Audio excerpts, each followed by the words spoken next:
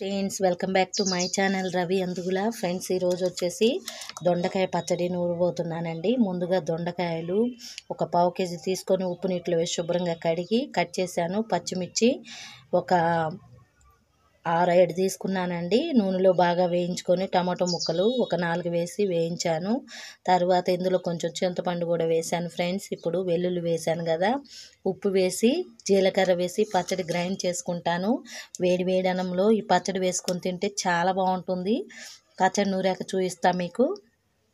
Friends దొండకాయ పచ్చడి అమోఘంగా ఉంటుంది. రైస్లో వేసుకొని వేడివేడిగా ఈ ఉల్లిపాయలు కొత్తిమీరతో తీసుకున్నామంటే చాలా బాగుంటుంది ఫ్రెండ్స్.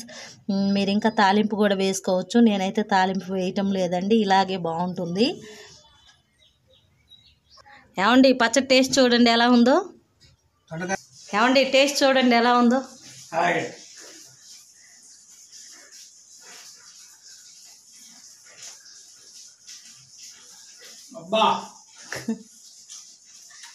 బాగుందా పచ్చడి? ఓకే, చాలా చాలా బాగుంది.